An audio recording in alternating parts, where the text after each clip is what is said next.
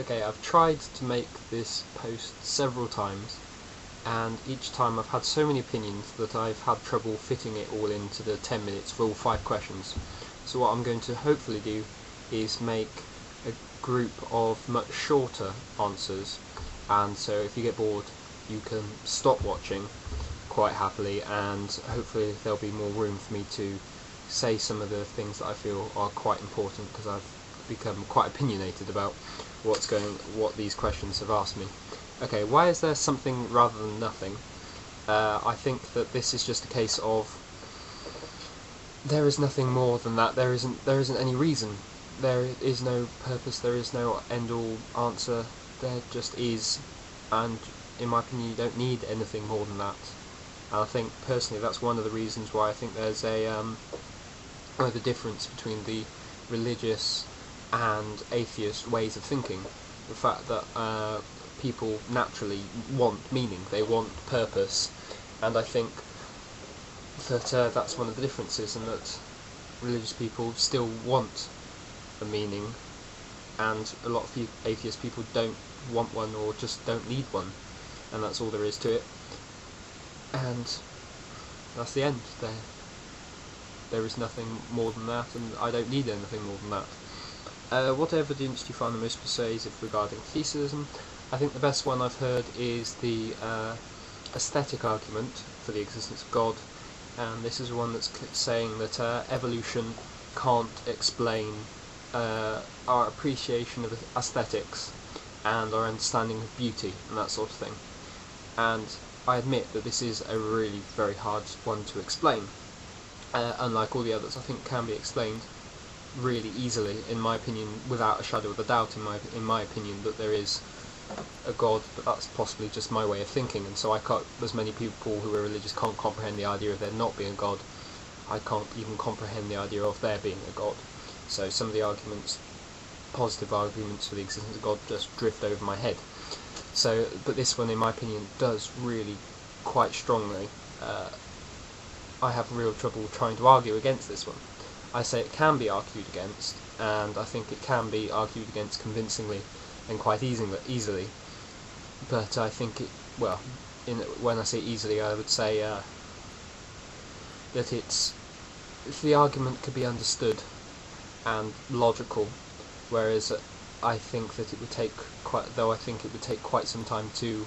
It'd be a very long-winded explanation, because in my opinion the aesthetic principle would all be to do with social evolution and evolution of people and our psychology, so it would take quite a long time to explain, because it's such a categoric part of our evolution, and evolution takes so long that it would be very hard to understand why exactly this has taken place.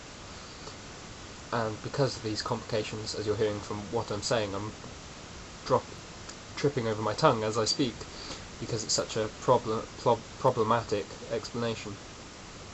But I definitely think this is the hardest one to explain, though compared with the others, which in my opinion I find illogical and don't comprehend them as even being a problem to atheist belief.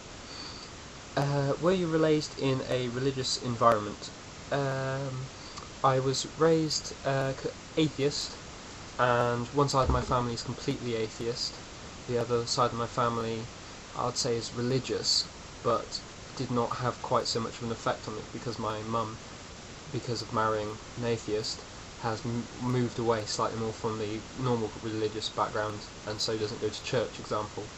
And so going into a church in my family, it wasn't for religious services or anything, it was simply to appreciate the beauty sometimes of the buildings more than anything else.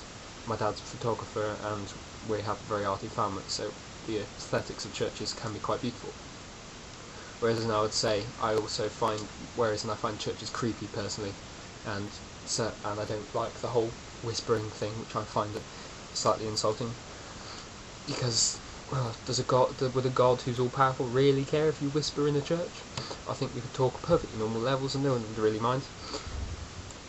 I'd also certainly say I've had a religious teaching when I was younger, but more in the case of learning about another culture, almost like learning about the ancient Aztec mythology, ancient Greek religion, Roman, Egyptian, all those sorts of things. More an understanding of history and culture more than anything else. I love mythology and find it very interesting and fascinating, and I would say I look at religion almost in the same context, just slightly more recent than anything else. And that's about it. I would say when I was younger I did learn a lot about religion, and I'd say I have a lot better understanding of religion than, to be honest, some religious people I know that I've met, and I would say, and definitely more than a lot of atheists. Even when I was a lot younger, I had a better understanding, and I remember watching a lot of videos of animated videos of there was a series of them about the Old Testament and all sorts of stuff. I watched a few of those when I was little. And also there was a series of programs called The Veggie Tales. I know that's an American program of some sort that used to be on when I was little, and I watched quite a few of those. I would say I definitely had a religious teaching, but only in terms of learning the stories and learning things, but only learning them as stories. Things that maybe only in the same way I might learn about Loki or Thor or Quetzalcoatl or something like that.